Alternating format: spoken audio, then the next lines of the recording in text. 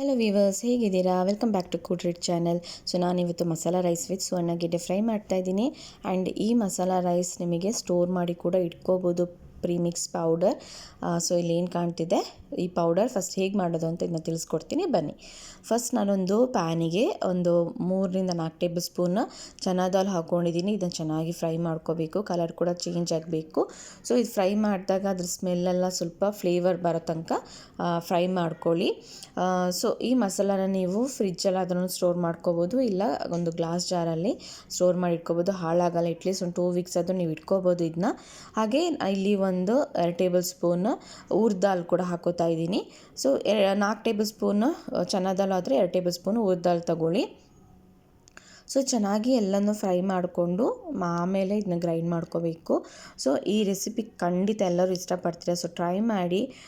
ಹಾಗೆ ಇಲ್ಲಿ ನನ್ನಲ್ಲಿ ಒಂದು 2 ಟೇಬಲ್ ಸ್ಪೂನ್ ಹೋಲ್ ಕೊರಿಯಂಡರ್ ಕೂಡ ಹಾಕೋತಾ ಇದ್ದೀನಿ. ಎಲ್ಲನೂ ಚೆನ್ನಾಗಿ ಫ್ರೈ ಮಾಡ್ಕೊಳ್ಳಿ. ಸೊ ಈ ರೆಸಿಪಿ ತುಂಬ ರುಚಿಯಾಗಿರುತ್ತೆ.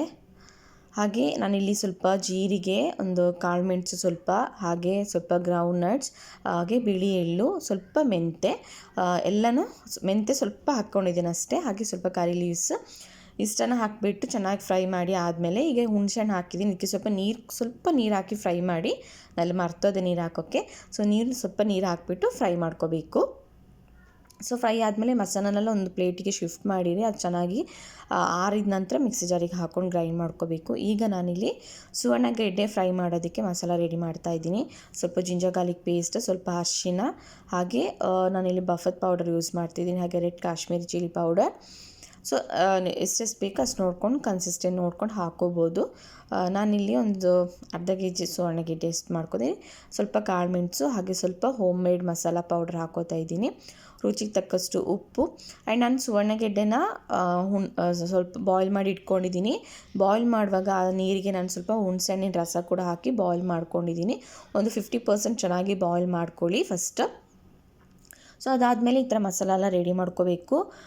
ಸೊ ಇಲ್ಲಿ ನಾನು ಚೆನ್ನಾಗಿ ಸೇಮ್ ನೀವು ಫಿಶ್ಶಿಗೆ ಯಾವ ಥರ ಮಸಾಲ ರೆಡಿ ಮಾಡ್ಕೋತೀರಾ ಅದೇ ರೀತಿ ಮಸಾಲ ರೆಡಿ ಮಾಡ್ಕೊಳ್ಳಿ. ಸಿಂಪಲ್ ಹಂಗೆ ತುಂಬ ಬೇಗನೂ ಕೂಡ ಆಗುತ್ತೆ. ಆ್ಯಂಡ್ ಸ್ವಲ್ಪ ನೀರು ಕೂಡ ಹಾಕ್ಕೋಬೋದು ನೋಡಿಕೊಂಡು. ನೀವು ಹುಣಸೆಹಣ್ಣು ರಸದಲ್ಲಿ ಬಾಯ್ಲ್ ಮಾಡ್ಕೊಂಡಿಲ್ಲ ಅಂದರೆ ಸ್ವಲ್ಪ ನಿಂಬೆಹಣ್ಣು ಹಾಕ್ಕೋಬೋದು. ಸೊ ನಾನು ಆಲ್ರೆಡಿ ಹುಣಸೆಹಣ್ಣು ನೀರಲ್ಲಿ ಬಾಯ್ಲ್ ಮಾಡಿ ಇಟ್ಕೊಂಡಿದ್ದೀನಿ. ಹಾಗಾಗಿ ಇದಿಷ್ಟು ಸ್ವಲ್ಪ ನೀರು ಹಾಕಿ ಚೆನ್ನಾಗಿ ಮಿಕ್ಸ್ ಮಾಡ್ಕೊತಿದ್ದೀನಿ. ತುಂಬ ತಿಕ್ ಬೇಡ, ಒಂದು ಸ್ವಲ್ಪ ಫೈನ್, ಸ್ವಲ್ಪ ಪೇಸ್ಟ್ ಟೈಪ್ ಆದರೆ ಚೆನ್ನಾಗಿ ಮ್ಯಾರಿನೇಟ್ ಮಾಡ್ಕೋಬೋದು. ಸೊ ಈಗ ನಾನಿಲ್ಲಿ ಬಾಯ್ಲ್ ಆಗಿರುವಂತಹ ಸುವರ್ಣಗೆಡ್ಡೆ ಏನಿದೆ ಅದನ್ನ ಚೆನ್ನಾಗಿ ಮ್ಯಾರಿನೇಷನ್ ಮಾಡ್ಕೊತೀನಿ. ಆ್ಯಂಡ್ ಇದನ್ನ ಎಲಿಫೆಂಟ್ ಫುಡ್ ಯಾಮ್ ಅಂತಲೂ ಕೂಡ ಹೇಳ್ತಾರೆ.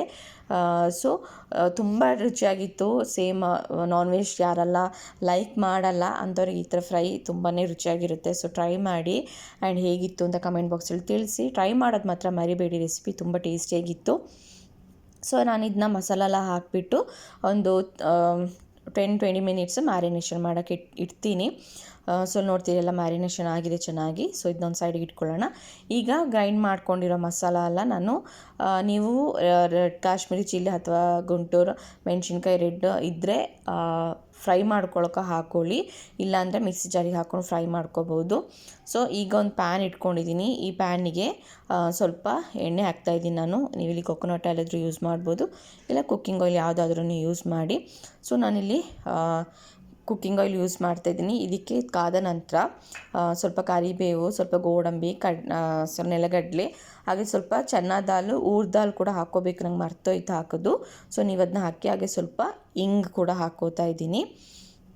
ಇದು ಚೆನ್ನಾಗಿ ಫ್ರೈ ಆಗಬೇಕು. ಆ್ಯಂಡ್ ಇಲ್ಲಿ ನೋಡ್ತಿದ್ದೀರಾ. ಆ್ಯಂಡ್ ಈ ರೈಸ್ ರೆಸಿಪಿ ನೀವೀಗ ಹಾಸ್ಟೆಲೆಲ್ಲ ಸ್ಟೇ ಆಗೋದಾದರೆ, ಇಲ್ಲ ಪಿ ಜಿಯಲ್ಲಿ ಸ್ಟೇ ಆಗ್ತೀನಿ ಅಂತೆಲ್ಲ ಆದರೆ, ಸೊ ಇದನ್ನ ಮನೇಲೇ ಪ್ರಿಪೇರ್ ಮಾಡಿಕೊಂಡು ನೀವು ಸ್ಟೋರ್ ಮಾಡಿ ಇಟ್ಕೋಬೋದು.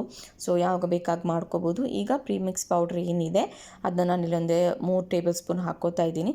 ಸೊ ನಿಮಗೆ ರೈಸ್ ಕ್ವಾಂಟಿಟಿ ನೋಡ್ಕೊಂಡು ನೀವು ಹಾಕ್ಕೋಬೋದು. ಸೊ ಇದನ್ನ ಚೆನ್ನಾಗಿ ಫ್ರೈ ಮಾಡ್ಕೋಬೇಕು. ಸೊ ಉಪ್ಪು ರುಚಿಗೆ ಸ್ವಲ್ಪ ನೋಡಿ ಹಾಕ್ಕೋತಾ ಇದ್ದೀನಿ. ಆ್ಯಂಡ್ ಸ್ವಲ್ಪ ಬೆಲ್ಲ ಕೂಡ ಹಾಕ್ಕೋಬೋದು ಬೇಕಿದ್ದರೆ, ನಾನಿಲ್ಲಿ ಹಾಕ್ತಿಲ್ಲ. ಸೊ ಆಪ್ಷನಲ್, ಬೇಕಿದ್ದರೆ ಹಾಕ್ಬೋದು, ಇಲ್ಲಾಂದ್ರಿಲ್ಲ.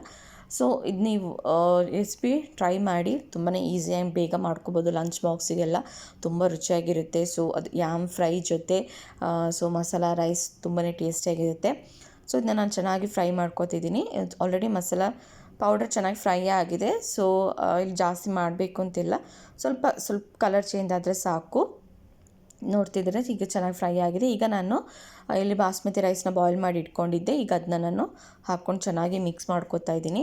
ಸೊ ಮಿಕ್ಸ್ ಮಾಡಿ ಅಲ್ಲ ಆದಮೇಲೆ ಒಂದು ಸತಿ ಉಪ್ಪು ನೋಡ್ಕೋಬೋದು, ಉಪ್ಪು ಕಮ್ಮಿ ಇದ್ದರೆ ಉಪ್ಪು ಸ್ವಲ್ಪ ಹಾಕ್ಕೊಂಡು ಲೋ ಫ್ಲೇಮಲ್ಲಿ ಒಂದು 3 ಮಿನಿಟ್ಸ್ ಚೆನ್ನಾಗಿ ಇದಾದರೆ ಸಾಕು. ಸೊ ನೋಡ್ತಿದ್ರೆ ತುಂಬ ಚೆನ್ನಾಗಿ ಕಾಣಿಸ್ತಿದೆ ಆ್ಯಂಡ್ ಟೇಸ್ಟ್ ಅಂತೂ ತುಂಬ ರುಚಿಯಾಗಿತ್ತು. ಸ್ವಲ್ಪ ಉಪ್ಪು ಕಮ್ಮಿ ಇತ್ತು, ಹಾಗಾಗಿ ಉಪ್ಪು ಹಾಕ್ಕೋತಾ ಇದ್ದೀನಿ. ಸೊ ಇದನ್ನ ನೀವು ಈ ರೈಸ್ ಹಾಗೆ ಸೊನ್ನೆಗೆಡ್ಡೆ ಫ್ರೈ ಜೊತೆ ಸ್ವಲ್ಪ ಮೊಸರು ಬೇಕಾದರೆ ಹಾಕ್ಕೊಂಡು ಸರ್ವ್ ಮಾಡ್ಕೋಬೋದು. ತುಂಬಾ ರುಚಿಯಾಗಿತ್ತು. ಇದು ಆಲ್ಮೋಸ್ಟ್ ರೆಡಿಯಾಗಿದೆ. ಸೊ ಈಗ ಸೊನ್ನೆಗೆಡ್ಡೆ ಫ್ರೈ ಮಾಡ್ಕೊಳ್ಳೋಣ. ಸೊ ರೈಸ್ ಆಲ್ಮೋಸ್ಟ್ ರೆಡಿಯಾಗಿದೆ. ಸೊ ಅದನ್ನ ಲಿಡ್ಡ ಕ್ಲೋಸ್ ಮಾಡಿ ಇಟ್ಟಿದ್ದೀನಿ, ಸ್ಟವ್ ಆಫ್ ಮಾಡಿ. ಈಗ ಚೆನ್ನಾಗಿ ಆಯಿಲ್ ಹಾಕಿ ಆದಮೇಲೆ ಕಾದ ನಂತರ ಸೊನ್ನೆಗೆಡ್ಡೆ ಏನು ಮ್ಯಾರಿನೇಷನ್ ಮಾಡಿ ಇಟ್ಕೊಂಡಿದ್ದೆ ಅದನ್ನು ಕೂಡ ನಾನಿಲ್ಲಿ ಪ್ಯಾನಲ್ಲಿ ಪ್ಲೇಸ್ ಮಾಡ್ತಾಯಿದ್ದೀನಿ. ಇದು ಒಂದು ಆಲ್ಮೋಸ್ಟ್ 50% ಚೆನ್ನಾಗಿ ಬಾಯ್ಲ್ ಆಗಿದೆ, ಹಾಗಾಗಿ ತುಂಬ ಏನು ಬಾಯ್ಲ್ ಆಗಬೇಕು ಅಂತ ಇಲ್ಲ.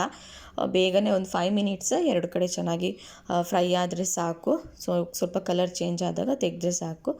ಸೊ ನೋಡ್ತಿದ್ದೀರಾ, ಸೇಮ್ ನೀವು ಫಿಶ್ ಎಲ್ಲ ತಿನ್ನುವಾಗ ಹೇಗೆ ಟೇಸ್ಟ್ ಸಿಗುತ್ತೆ ಅದೇ ರೀತಿ ಟೇಸ್ಟ್ ಇರುತ್ತೆ. ಸೊ ಮಸಾಲ ಸಿಂಪಲ್ ಮಸಾಲ, ಜಾಸ್ತಿ ಏನು ಮಸಾಲ ಹಾಕಿಲ್ಲ. ಸೊ ಟ್ರೈ ಮಾಡಿ. ವೆಜಿಟೇರಿಯನ್ ಯಾರೆಲ್ಲ ವೆಜ್ ಇಷ್ಟಪಡ್ತೀರಾ ಖಂಡಿತ ಈ ರೆಸಿಪಿ ಟ್ರೈ ಮಾಡಿ, ನಿಮ್ಗೆ ಇಷ್ಟ ಆಗುತ್ತೆ. ಆ್ಯಂಡ್ ರೈಸ್ ರೆಸಿಪಿ ಕೂಡ ಟ್ರೈ ಮಾಡೋದು ಮರಿಬೇಡಿ.